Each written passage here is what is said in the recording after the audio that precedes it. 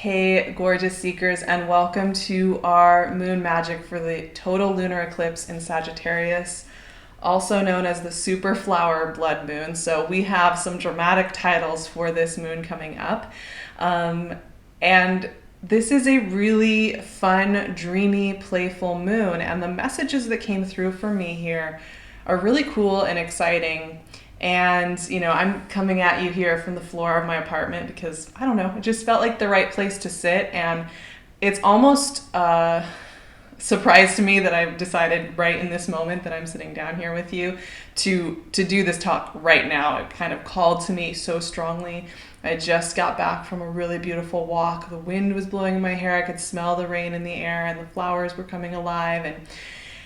And when I got back, I just had to sit down and talk with you all because I want to, we have all these dramatic names for it. The super flower blood moon, it's eclipse season, it's almost going to be Mercury retrograde. There's such a temptation there to start to hear the messages that come up often during this time of it being a time for traumas to be relived, for it to be a time of things getting weird, going wonky, not being able to trust yourself, not being able to trust other people, not having boundaries, or feeling like you're getting rushed at by these events. And that it's got to be this time of confusion, self-deception, self-delusion, worry, stress. I feel like those messages are already showing up. I see them popping around on different platforms because it's kind of the tradition, I think, with eclipse seasons to make it about the drama. And my heart just was like, no, I want to go in a different direction today. And for this eclipse season in general.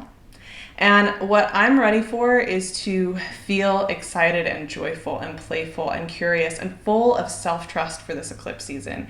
And I hope the same for you. And I think in setting that intention now, well before we even hit this solar or lunar eclipse, and even if you're watching this the day of, the moment of this lunar eclipse, it doesn't matter. Just having this intention of wanting to play, explore, and more than that, trust ourselves. Because so often I feel like many of us treat ourselves like we can't trust ourselves to know what's best for us. We kind of treat ourselves at some level like a sloppy toddler that we don't really have respect for, and we think we need to imprison ourselves, give ourselves tough deadlines, go through like the ringer when it comes to even our spiritual homework, right? Like, oh, I have to make this eclipse season really, really powerful and I need to make sure I'm doing my work, otherwise maybe I'm missing something.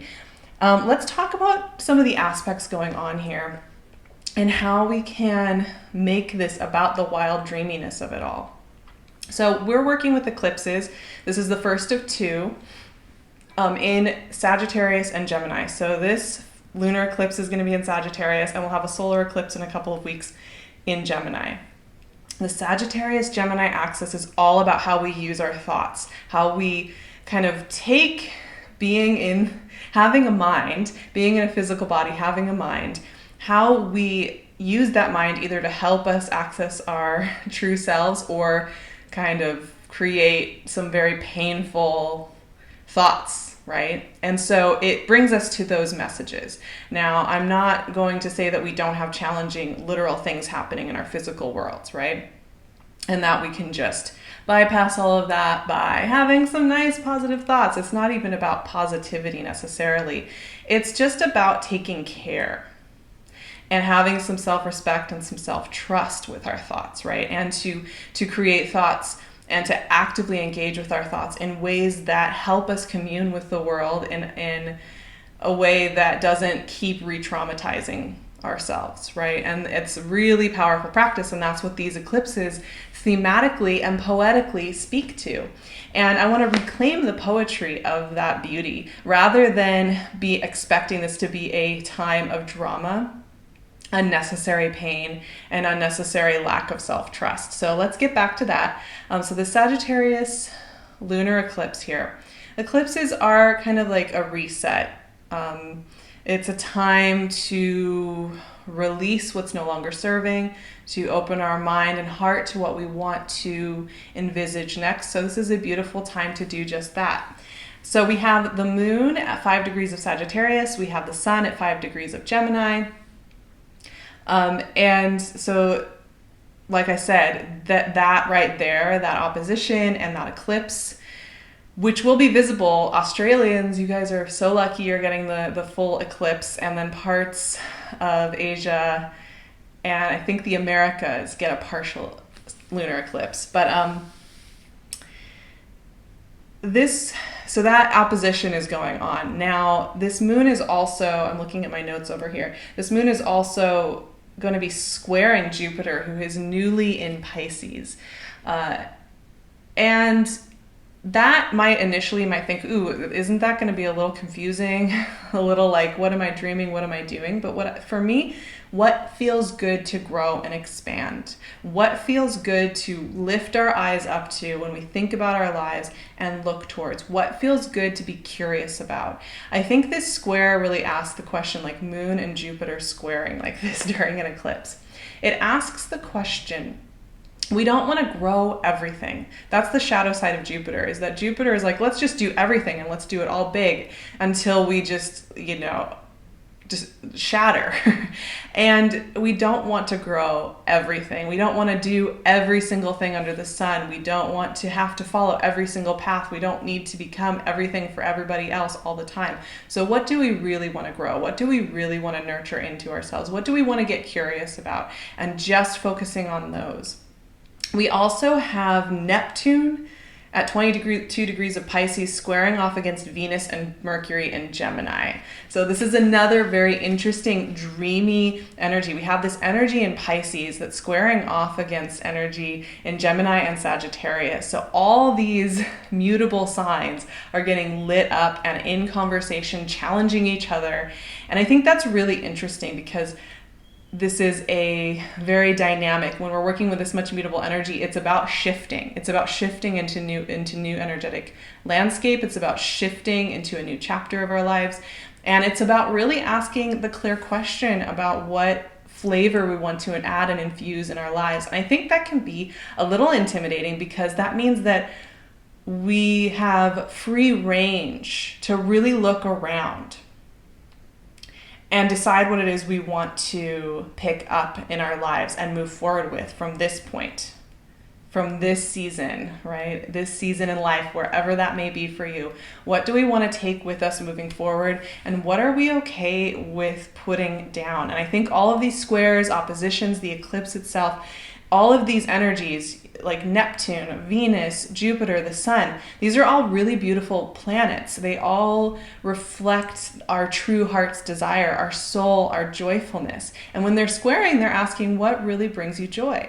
What really lights up your inner child? What really lights up your inner dreaming? And are you trusting yourself enough to let yourself float off into dreams and float off into thoughts and know that it's going to take you somewhere beautiful? So often we're taught that if there's dreamy energy and there's eclipse energy, that it means that we're going to get confused, that we're going to get lost in the hall of mirrors, that we're going to get lost in some astral plane and not know who we are and not know how we're going to find our dreams in our life moving forward.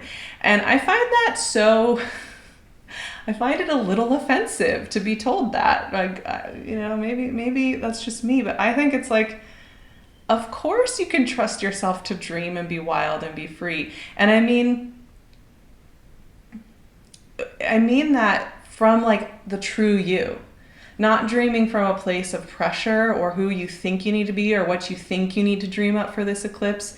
That's territory where it may not feel so good, sure. But if you're really truly listening to your inner child, your inner wild child, your inner creative, that's only going to lead you to somewhere beautiful. You're not going to be confused about your boundaries, about what it is that you really value, about where you want to put your time. These are not confusing, elusive things that you can never get to the heart of. These are things that are your birthright and are within you. And I think that's where I'm like, I want to reclaim this eclipse season for all of us as something gorgeous, as something that can allow us to access our inner dreamer, our inner visionary, our inner child, our inner leader, and trust ourselves enough to do that.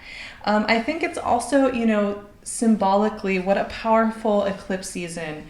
We've been told time and again how scared we need to keep being. And to just over and over for months. And that is a heavy weight to bear, to hear that over and over again. But what if we gave ourselves this little cushion of time to just practice into our dreaming? What if we took our eyes off of the weeds all around our feet for just a moment and gazed out across the landscape around us?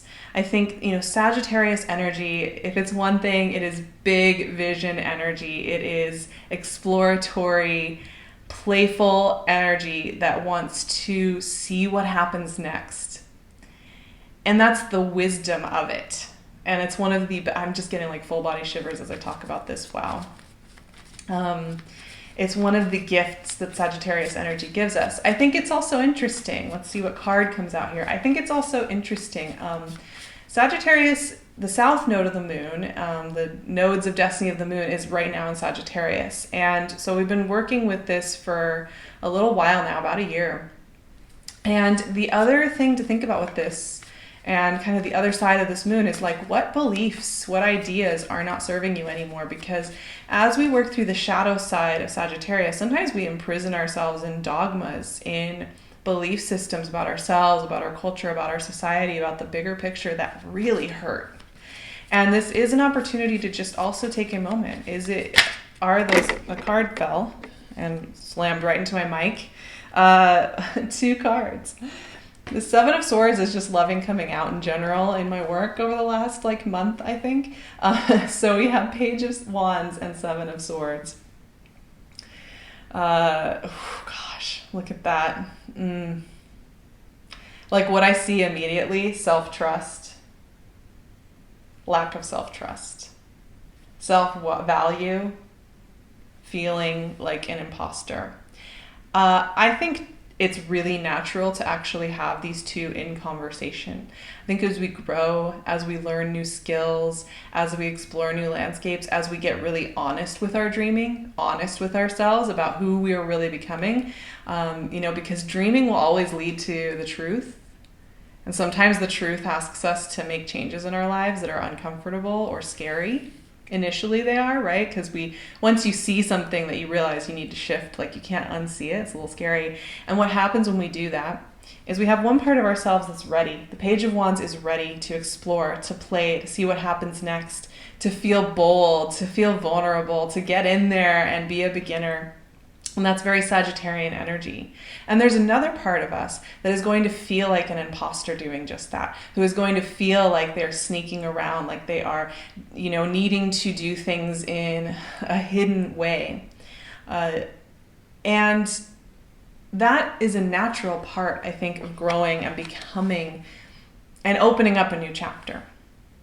And if we have been feeling like we're not allowed to do that, where we can't trust ourselves to dream, playing around in the dreamy, visionary field is going to feel a little uncomfortable and a little scary.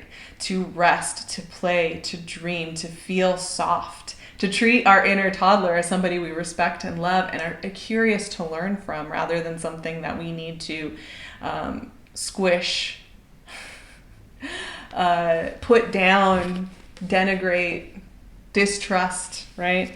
So it's really, I think it's so interesting the way that these two came, because they are so different. They are so qualitatively different. They are these two different ways of going through the world and approaching the world. To me, this Seven of Swords is so much about the south node of the moon, shadow side of Sagittarius, those beliefs that keep us just feeling like unworthy, terrible, angry at others, annoyed at others for being happy or for wanting to move forward or for healing, and that's our own annoyance with ourselves, right? Those places that we all have pain. And I'm far from perfect on this front. I have my own set of beliefs that I'm constantly working through, and they keep popping up, and I keep sitting with them and listening and noticing and releasing. And also, though, the beauty of exploring and playing and being wild.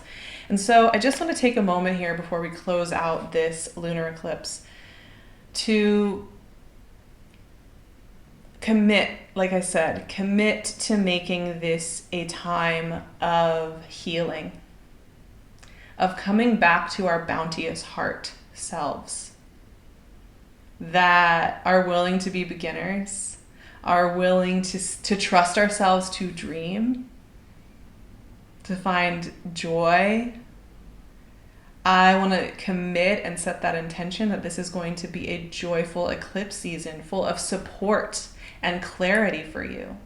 One that isn't about it being wonky and saying, ooh, things are just so off and I don't like it, but being a time of nurturance and honesty within ourselves so that we feel we are one, we are whole within ourselves.